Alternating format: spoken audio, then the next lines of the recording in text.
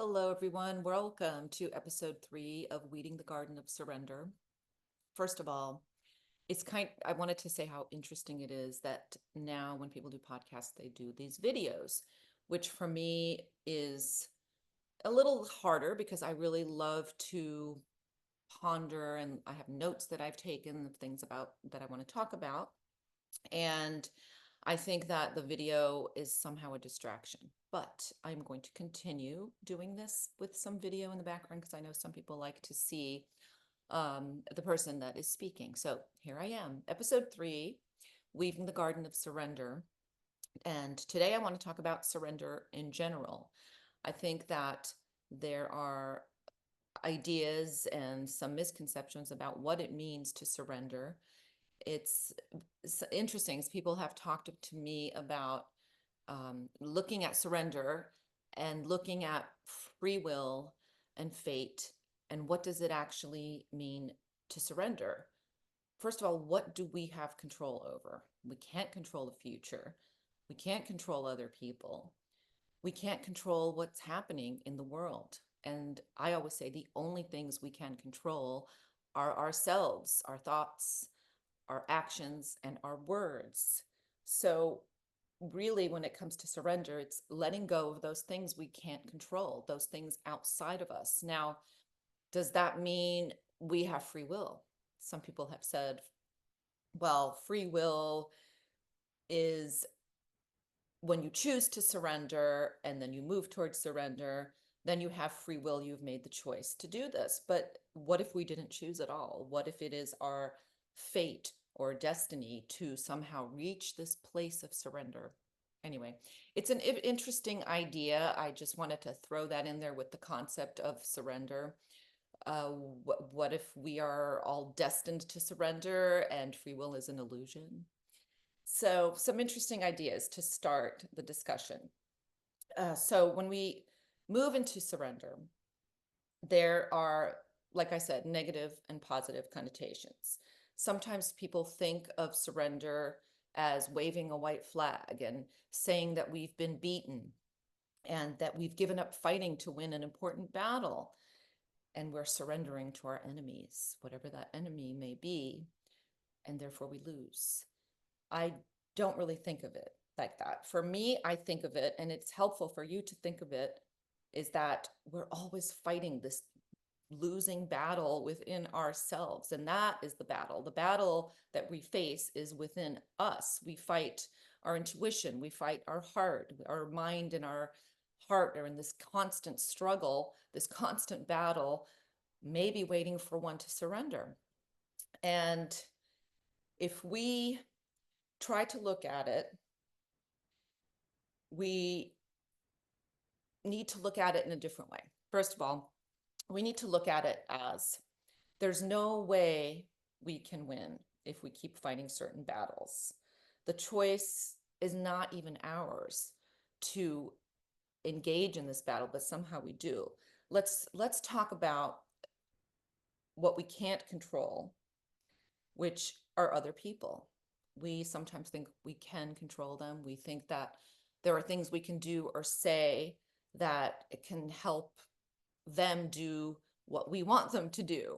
You can take this into relationships and how we try to convince people of certain things. Maybe someone is going to break up with you and you don't want it to end. You don't want the relationship to end. And we know it's coming. And suddenly we decide, okay, we're going to do something to make this all work out because we feel we have the power to control other people and how they will react. We do everything in our power to keep all of this alive. So sometimes we make things worse than they were by doing this. We make ourselves miserable with the struggle. That's 100% true. We become depressed, angry. Why isn't this working? Why can't I do anything? Perhaps we're searching for love. We're lonely, desiring companionship, and we keep searching for it. We go on dating apps. We date a lot, maybe a date every day for some people. And each person we meet, we hope to find in them our soulmate, true love. And we search for love everywhere. We're constantly looking. We cross the street and we imagine the person on the other side is the one. Or we sit in a waiting room and we wonder if the person who just smiled at us is the love of our lives, because we're always seeking for that. That's what some people do. They'll keep on searching and trying to meet the perfect someone that's right for them. We're really, in the end, I think we're just, we are in a desperate state when that happens, lonely, and we have this hole in our soul that we want to fill and we don't know how. Maybe we get all worked up with all the chaos in the world. We want to change things, make a difference. We feel we can do this because we somehow have the power to stop wars. And I'm not saying we don't. I think in the end we could as a collective unit, but as an individual, we are almost powerless, or at least we feel powerless to do much of anything. Instead, we get all caught up in how the horribleness in the world exists, and we feel that we can't do anything, and thus we feel helpless. We become a little cynical, maybe. We lose hope. And as I said, there's another part of all of this that we can't do is we can't control other people. We can't control the world, especially the world. There are too many people involved in the chaos of the world. If you can't control one person, how can you control the chaos involving hundreds and thousands of other people? Even 3 other people. Imagine that. So it doesn't, I'm not giving up, and I'm not saying you should give up trying to change those bad things in the world. What I am saying is you need to come to a place of surrender by realizing you cannot control those things outside of you. So in the case of love, if you go out seeking it, you're wasting so much time on pointless desires and always searching and going on dates. And there's so many other things you could be focusing on, right? You're seeking the one. All that time could be spent on doing small things for others. And perhaps that's how you can make a difference in the world. I'm not saying that it'll always make a difference, but I think if we all put our minds and set our actions into doing small things, those are the things that can make the biggest difference. Now, I believe once you release the expectations of what will happen, you can start to move toward a place of surrender. There are many things to think about when we look about expectations. Hope is not false. I think hope, there's never false hope. Really, expectations are where the words false hope can fit in, because you can hope for something, but once you expect something to happen or expect a change or expect people to behave a certain way, that is not the reality. That is false hope. So you don't see your desires everywhere you look, and you keep seeking and you keep looking. You're going to end up missing the real things, the important things. Maybe you will bypass someone unexpectedly that has come into your life because they're not exactly the vision and the expectation that you had in your mind and in your heart. The real thing is not always what we expect. It comes at an unexpected time, and it looks very different sometimes from what we thought it would. Sometimes there are things that we didn't even know we wanted because we are so focused on these details of what exactly we want in a person. We create these fantasies and visions in our minds of what love is and how a person should be. And, we make these lists. I make lists. I made a list of a very long list of all the things I wanted in a man. This was a few years ago, and I had over 50 items on that list. I mean, that's a pretty long list. It sounds a little obsessive and crazy, I think. At least I did. Because there's nobody that could fulfill that list. I would not even fulfill that list. And I was trying to live an imperfect life, yet I was searching for a perfect man. And was all an illusion. So I decided, okay, I put the list away. No more. I was not even going to be searching anymore. I stopped dating. I stopped doing all those things trying to meet the man of my dreams. And I just, I forgot the list. I mean, it was there in the back of my head. I mean, obviously, there were a few things on that list that were significant and were important to me, but the rest of it, I just put the list away. So I decided that I would work on myself, and I decided that I would find joy doing things on my own. And I did. I grew very accustomed to being on my own. And I decided that I was going to make a life with just me. I could live the life the way I wanted. I traveled. I just found gratitude in many little things. And I was extremely happy. I took the pressure off. And I think that that is kind of important because we put so much pressure on ourselves that we become all caught up in turmoil. So when you take the pressure off and you release the control, because you can't control any of these things that happen, and you definitely can't control other people and make them fit into your list, then I think that's when I reached the place of surrender. I surrendered the fact that it was okay for me not to have a man in my life, that I could do this on my own. And when I released that, I surrendered my expectations of what it meant to have love in my life. I released the struggle. I released the quest, my quest for the perfect man. I mean, that was really what my second book was about, was this woman goes on a quest for the perfect man, even though she has already concluded that there's no such thing as perfection. So there's so much going on there with her beliefs and how they really did not, they go against each other. It wasn't long after that, though, that for me at least, that a man did come into my life that met all the crazy requirements on my list. I mean, I talk about this in my new book, Weeding the Garden of Surrender, that as soon as I surrendered, that's when beautiful things begin to happen, because we release all this pain and all this anger and all this angst inside of us, and we just bring in love and let it flow through us. I think that's when the beautiful magic happens. Finding joy in what you already have, which is gratitude. Making a list is great. Making a list of all those things you want in another person, I think, is a great way to start, by seeing, at least you have this list, but then you need to release the expectations, let it go, and you put the list aside.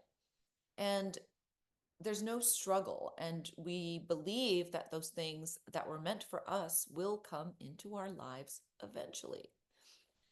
Now, we, as I said, sometimes we can't see all the things that have already come into our lives that are good for us. They help us achieve our higher purpose. They perhaps help us have a joyful life, because we're so focused on the things that we think we want. It's like that song, you can't always get what you want. But if you try, you can get what you need. And I think that, to me, that those lyrics are about surrender. So surrender. So how can we surrender?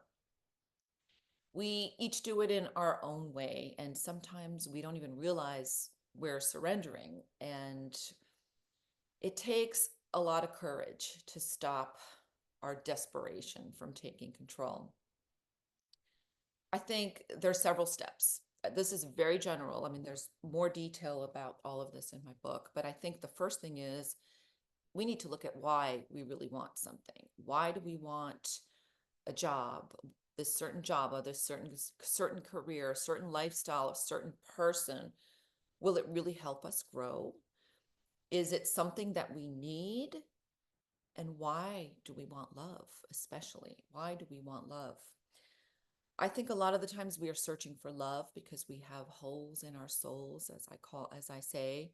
We need to fill that hole, so we go out in search of love or other people that can help us feel loved and feel whole again. fill the hole with wholeness. um, the more we look, the more we realize the hole can never be filled by others. It all comes from self-love and finding that unconditional love of self. That's what fills the hole in our souls. So we have to love ourselves, not only the outward part. We have to love our fears and our imperfections and accept them. So when we stop looking, we focus on our own growth and we work toward filling that hole. So I think that's, the first thing as you go to surrender is you realize you need to fill that hole and you need to love yourself and heal yourself. And then you start moving a little bit slowly toward more surrender. And then when we love ourselves unconditionally, I believe that that's when the love from others is free to enter for us and encompass our lives. I think we need to understand our value. And once we do that, we allow love to come in because we love ourselves and we know that we're worthy of it. I think a lot of people go through life and they don't feel that worthiness. They don't feel that self-love. Maybe they're angry at themselves. Maybe they feel like they have been living a miserable existence, but it's life. And if you learn to love yourself, you can look at all those things that happen as lessons or as just ways for you to achieve more growth. So anyway, the second aspect of this leads us back to gratitude again. I talked a little bit about gratitude. We need to be grateful for everything we have in our lives already and not the things that we desire. I know people say this all the time. It sounds so easy, but I think a great way to do this is to keep a gratitude journal every night before you go to bed. You can write down what you're grateful for that happened in the day. I think um, those are small things. There are big things: sunsets, family, coffee, friendships, just being grateful for the fact that you have a roof over your head or that you have a car to drive. Those are important things too, because we need them to do many other things. So those are the things to be grateful for. And I have done this. I do this. I did a master list. This is everything I'm grateful for right now. And then every night going through and adding to the list or maybe repeating some of the things. It really helps your mind get into focus about gratitude, which then helps your heart feel that deep gratitude for everything that is in your life. Now, what if you can't find anything to be grateful for? I think there's always something.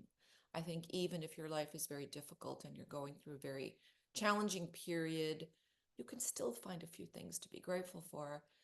It's just a matter of looking at what things that are good in your life and give you joy, even a little bit of joy. I think as you start doing it and you start writing it every day, you will those things that you are grateful for will increase in number. Now, the third aspect of surrender is releasing your expectations of how something should be. That's a tough one because we all have a vision of how we want things to happen. Maybe we expect that we are going to meet someone, fall madly in love, and then get married and, create a whole new life. And we have these expectations and we create these expectations. And when it doesn't happen, we feel we feel like we've shattered our vision of the future. Things are never as we expect. We have visions of perfect partners and we're disappointed when those visions crumble. Perhaps there were things about them we did not see in the beginning, and it completely, it hurts us also, but it shatters our vision of what we thought was going to happen. So this is a difficult thing too, is to let go of the expectations and try to remember that what is meant for you will come at the time it's supposed to come. And yeah, I'm going to say let it go. People say let go, and that really bothers me because letting go takes a lot more work and it's not as simple as some people make it sound. You can't just let it go. You have to work through it. You have to take your time, and it takes as long as it takes. And so I'm not saying that lightly to say let it go. I'm just saying that's part of the process. And I will talk in another episode about the whole process of letting go and what can help you let go. But for now, we're just going to talk about this as an aspect of surrender. So it encompasses everything. The last point I want to make about surrender, and it's healing, because it is the whole the whole I said encompasses. It is the whole everything of healing. And yes, I can't get the right word right now, but you know what I mean. So healing encompasses everything. Healing your emotional pain caused by anything that gives you pain. It doesn't matter if other people think your pain is trivial or you don't deserve to be in pain. And really what it matters is how you feel. This is your own unique pain, and it's different from everyone else's pain. So for you to understand your pain and heal your pain, you begin to move towards surrender, and you heal your pain by looking within yourself and discovering your imperfections and your, I'm putting that in quotes, imperfections, because those imperfections are tied to your fears, and your fears are what cause you to feel pain ultimately in the end, because you struggle and you don't know what you're fearful of. So once you discover your fears and your imperfections and you accept them and love them, then you move through all those phases of reaching the final point of surrender. This is a big picture. And healing your wounds, emotional wounds, spiritual wounds, you begin to reach a point where there is more joy in your life. Once you surrender all those expectations, you're pretty much able to live life in a very different way without feeling tied and trapped, and hopefully moving toward a beautiful place where you can find peace. So healing through gratitude, releasing expectations, and understanding the underlying reasons for our desires, we start to move towards surrender. And when we think about this, I always say it's all different. It's individual for each person. What works for one person will not work for another. And the healing process comes in different formats. Some like to write, some like to read, some like to attend groups. So it's all different. And I will talk about this again in another podcast. But for now, I want you to think about surrender as the act of giving up control over something you really have no control over. You can call it fate, you can call it whatever you want, but there are simply things we cannot control. Only yourself, your thoughts, your words, and your actions. And so make those thoughts and words and actions positive. Heal, release, surrender. More to come later, but for now, I leave you with that. And hopefully, you can come to some understanding of what surrender is. And I would love to hear your comments about this. Thank you.